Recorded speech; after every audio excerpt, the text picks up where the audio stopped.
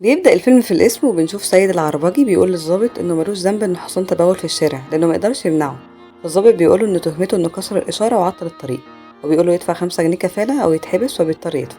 وبيروح يوصل الفاكهة اللي كان محملها على العربية، لكن الفكهاني ما بيرضاش ياخد منه الفاكهة لأنه اتأخر عليه ومش هيلحق يبيعهم، والفاكهة هتبوظ لو فضلت عنده كتير.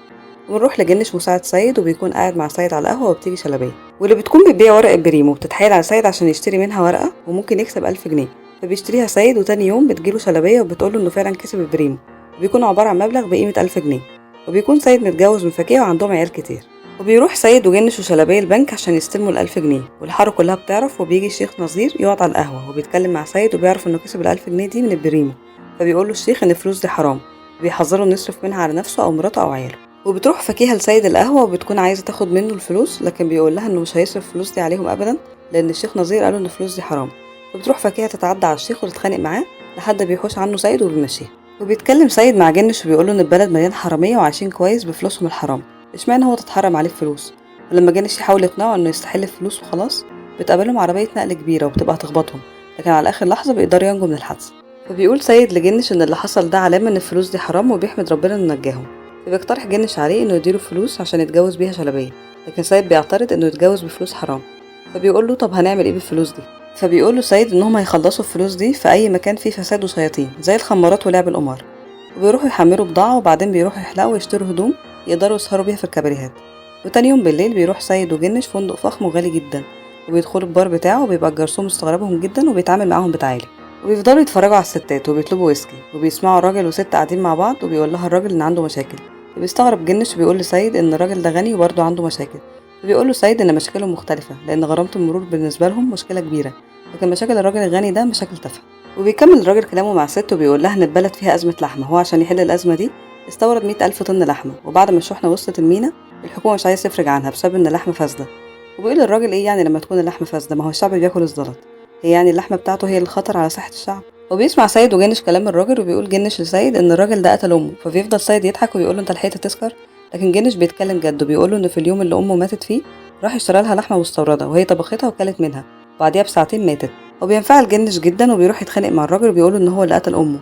فبيفتكروا الامن انه سكران وبيشيلوه يخرجوه بره ومعاه سيد، وبيتكلموا مع بعض وهم ماشيين في الشارع.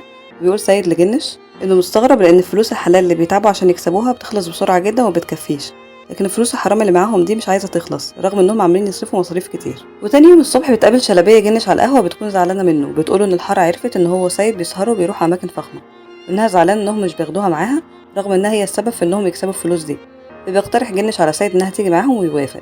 وبيروحوا هما التلاتة مع بعض يلعبوا قمار، وبيفضل سيد يكسبهم، بيبقى متضايق جدا وعايز يخسر لحد ما بيخلص فلوس الناس اللي بيلعب معاهم. فبيتكاتلوا عليه هو وجنش وبيبقوا عايزينه يسيب لهم الفلوس، لكن بيقدر سيد وجنش ياخدوا فلوس وبيضربوهم ويجروا. وبعد ما بياخدوا فلوس بيقول سيد لجنش وشلبية يشوفوا له طريقة يخلص بيهم الفلوس دي. فبتقول له شلبية كنت سبتهم للي كانوا بيلعبوا معاه. فبيقول لها انه بيحبش حد ياخد منه حاجة غصب عنه. وبتروح شلبية للكوافير وبتعمل قصة لشعرها. بيروحوا هما التلاتة الكباريه، وبيكون في 2 رجالة بيتكلموا. بيقول واحد منهم للتاني انه عايز يعمل سندوتش فول بشيلين، بس مش قادر يعمل كده عشان الحكومة محددة تسعير الفول والكشري. بيقوم سيد يتكلم معاهم وبيقول لهم ان كل يوم بيفطر فول وطعميه وحرام عليهم يغلوا سعرهم قوي كده. فبيرد واحد منهم وبيقول له ان دي اسعار سياحيه. بيوصل ضابط مباحث الكباريه وبيكون الامن والجرسون عارفينه. لما بيسال الجرسون لو في زباين جديده، بيشاور الجرسون على سيد وجنش وشلبي، وبيسالهم هما بيصرفوا كتير، فبيقولوا انهم طالبين ازازه ويسكي ونقطوا الرقاصه ب1000 جنيه. فبيروح الضابط يتكلم معاهم وبعد كده بياخدهم على الاسم. لما بيلاقي انهم عربجيه بيتهمهم انهم سارقين الفلوس الكتير دي، لان بيكون في حادثه سرقه حصلت، ويباتوا ليله في الحجز. وتاني يوم بيفرج الضابط عنهم بعد ما بيتأكد انهم مش حرامية، واول ما بيخرجوا بيرمي سيد الفلوس في النيل، فبينط جنش من على الكوبري عشان يجيب الفلوس. وبيكونش بيعرف يعوم، لكن بتيجي مركب صيد وبتنقذه. وبياخد جنش الفلوس وبيقول لشلبية انه قرر يستثمر، يدخل في مشروعات الامن الغذائي. فبيروح جنش وشلبية لشركة استثمار وبيتعاقدوا معاها على بضاعة بروبيف، وبيبيعوا العلب في الحارة لحد ما كل البضاعة بتخلص، وبيكونوا جمعوا فلوس كتير جدا. واثناء ما هما بيعدوا فلوس بتيجي عربيات اسعاف كتير للحارة، بيحصل كذا حالة تسمم وحالات وفاة.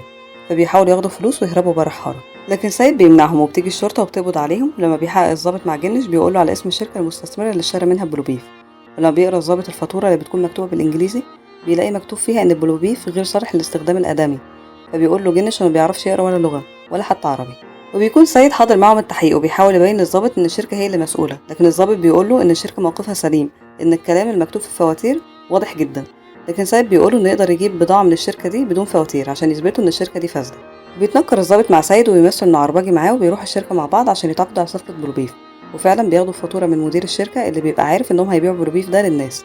وبعد ما بيخرجوا من الشركة بيجي عسكري ويتخانق مع سيد عشان واقف بالحصان قدام الشركة، فبيوري له الضابط كارنيه المباحث، فبيحييه العسكري وبيشوف مدير الشركة الموقف من الشباك، فبيبعت موظف عنده يسأل العسكري عن الموضوع وبيعرف إنه مش عربجي وإنه ضابط مباحث، فبيتصل بمخزن الشركة وبيقول لهم يحرقوا كل البضاعة اللي فيه، لكن بيقولوا إن جنب المخزن بنزينة ومستودع خشب ما يقدروش يحرقوا البضاعة.